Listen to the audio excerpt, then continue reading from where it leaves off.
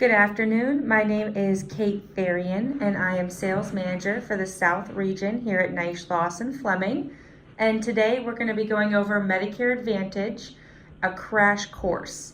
There's a lot of information in here. Some of it might be familiar, some of it might be new. If you have any questions, please hold them to the end, and I will do my best to get answers to all of you. So, the agenda today. Why Medicare Advantage plans exist, how some people can have zero premium, and what are the actual costs involved with Medicare Advantage, and then we're going to go over pros and cons. All right, so Medicare Advantage plans. Medicare Advantage plans were designed to give beneficiaries an alternative to original Medicare that pair with a Medigap plan. Because not everybody can afford Medigap insurance, and Medicare Advantage will offer a lower premium if you can abide by the plan's conditions and use the plan's network of providers. So Medicare Advantage plans then have providers bill the plan rather than directly billing the Medicare for health services, which transfers all the medical risk away from Medicare, and they are willing to pay for that. So, in short, Medicare Advantage plans are an alternative to original Medicare. They offer lower premiums with the trade-off of networks and copays. And then the provider is actually going to bill the Medicare Advantage plan company versus Medicare. And Medicare pays for that transfer of risk, which is how you get zero premium plans. Medicare actually pays Medicare Advantage companies somewhere around $1,000 a month to take on that medical risk. This means the Medicare Advantage companies make their money from Medicare, and that's why they can charge such low premiums to their members. So, when you see a zero premium plan, it does not mean the plan is free. It means that Medicare is paying the carrier to take on new members. This is also why a client would only present their Medicare Advantage card to a provider. Since Medicare is not directly paying for medical costs of that client, the billing for Medicare services would result in a denied claim. So always have your client present their Medicare Advantage ID card when they are enrolled in a Medicare Advantage plan. If they present their Medicare card, the plan Part A and B card, the provider might actually bill Medicare, and then that client would actually have their claims denied because it's listed as a Medicare Advantage client. So, what are your actual costs? If the plan's going to cost zero, what are you actually paying for when you get a Medicare Advantage plan? First, the client will still pay your Medicare Part B premium to the Social Security office each month. Medicare is still paying for their care, however, it's through an indirect route via your Medicare Advantage plan. So Medicare's trustees actually projected that the standard monthly premium in 2020 for Medicare Part B, which is the part that covers doctor's visits and other types of outpatient care, is going to increase by $8.80 a month, and it's going to be an estimated $144.30. The final figure is expected in the fall. Typically, we see that second week in October. Now, the other cost of the Medicare Advantage plan is actually the Advantage premium, if there is one.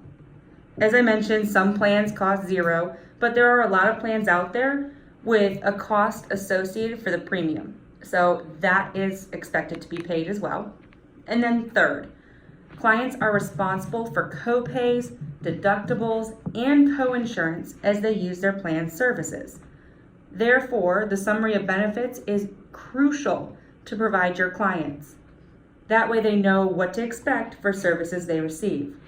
It's also important to emphasize a cap on spending for Part A and B, and that's known as the out-of-pocket maximum. There is a max out of pocket that can be up to $6,700, varying by plan, and this can be pretty expensive for individuals on a fixed income. So it's important to keep in mind the Part D costs as well. There's a lot of costs associated with Medicare Advantage. You're still expected to pay your Part B premiums. You might have a premium on your Medicare Advantage plan. And then in addition, you have co-pays, deductibles, and co-insurance for the Medicare Advantage plan, but also for that Part D. You're still going to have drug costs associated. So again, Medicare Advantage, even a free plan, isn't free. And then another thing to keep in mind when you're looking at Medicare Advantage is it does change annually.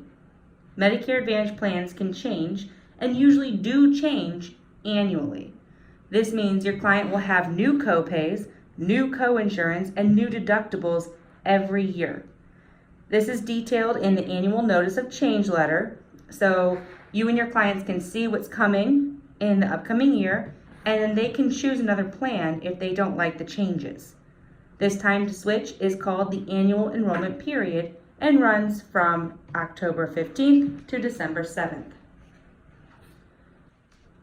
So, you might be wondering what actual clients think about Medicare Advantage. And I'm going to go over pros and cons for Medicare Advantage. First up, we're going to look at common pros. The most common pro for Medicare Advantage plans for the new enrollees is the low premiums.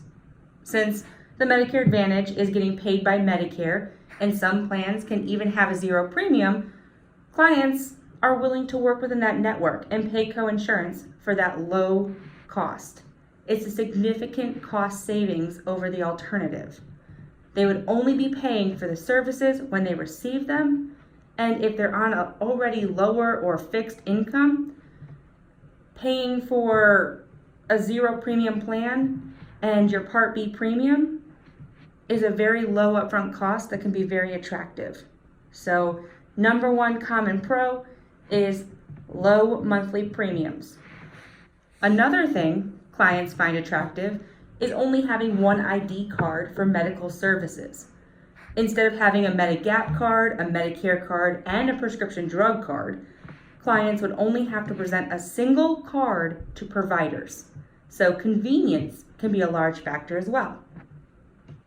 Now, third, people like how easy it is to qualify for a Medicare Advantage plan. There's only one health question in the process, and that question is, do you have end-stage renal disease? And as long as the answer is no, and you currently have Part A and B, you qualify for Medicare Advantage. This actually works out great for many people. For instance, those on Medicare and the ones that are under 65 from a disability or who didn't realize they only get one Medigap open enrollment window could benefit from having very simplified underwriting. It's only one health question. There really is no underwriting. Now, the fourth feature people like about Medicare Advantage is that there's a cap on your spending for Part A and B services. This is called the max out of pocket, and it's designed to protect the client. The current limit right now is $6,700, so that's what you're going to see as the max out of pocket on the majority of plans. It does get lower than that, especially in places like Florida. You see lower limits in Georgia, North Carolina. There's a lot of states out there where they've lowered their max out of pocket. Now, lastly, clients like the extra benefits allowed in Medicare Advantage. These will vary by plan and can actually include basic items like dental, optical, and hearing services, but they could also include specialty items like pest control or emergency alert systems. Now, these benefits are limited and they may drop or be added year to year. So, It's important to take a look at your summary of benefits to see what kind of added ancillaries there are in each individual plan and if they're attractive for that client. So that summarizes our main reasons people like Medicare Advantage.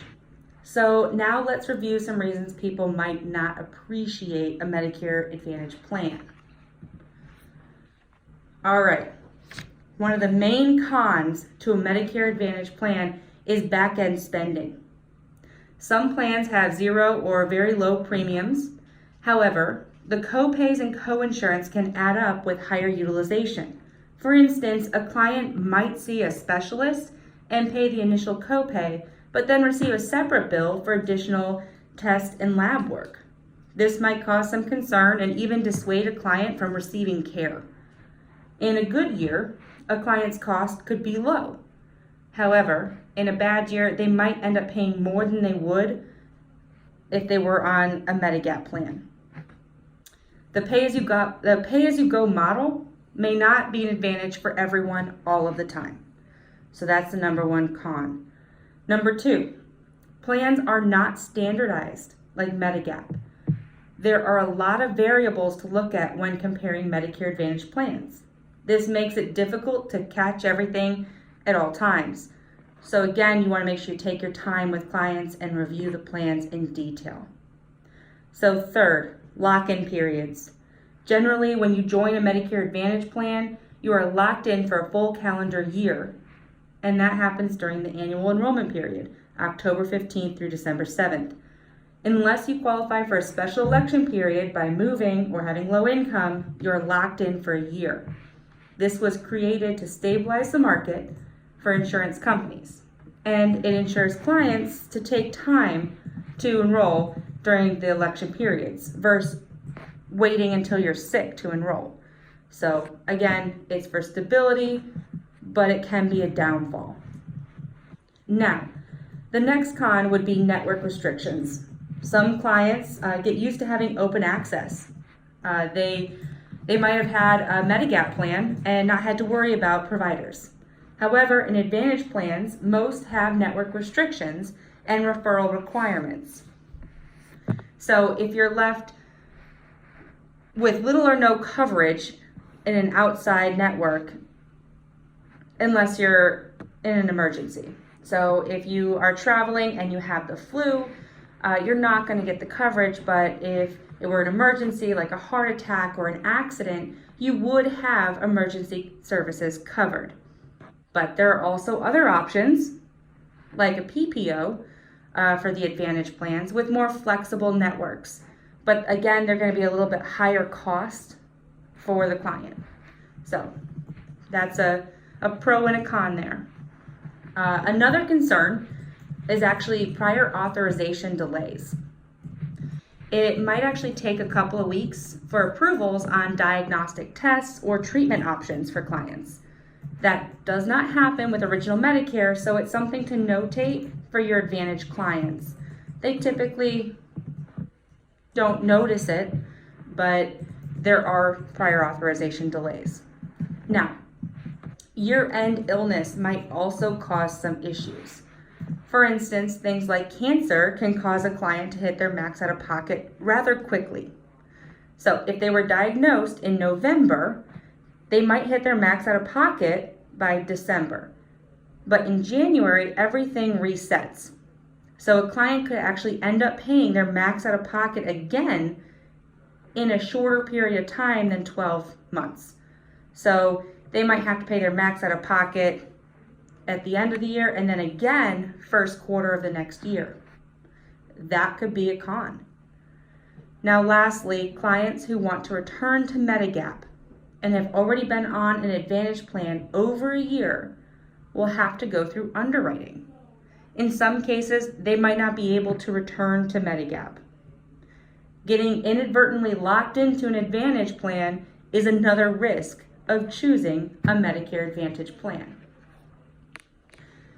So, you may have noticed there are more cons than pros to Medicare Advantage.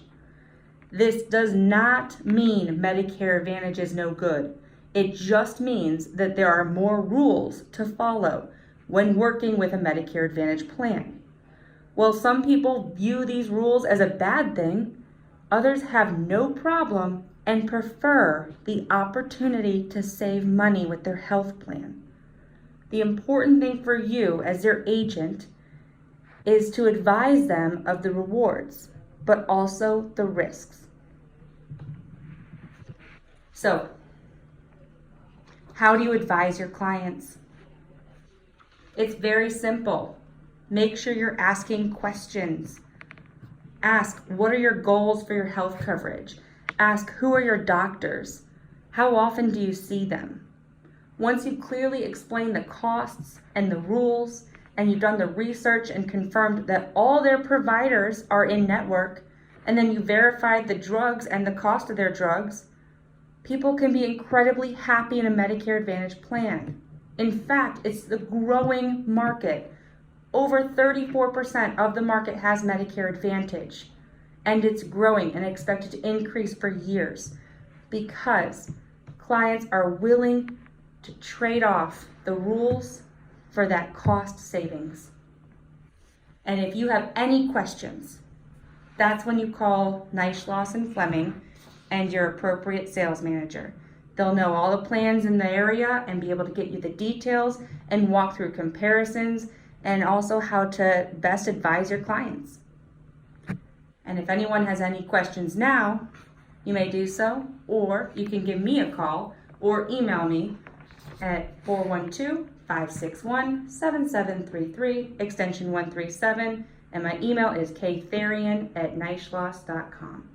Have a great day.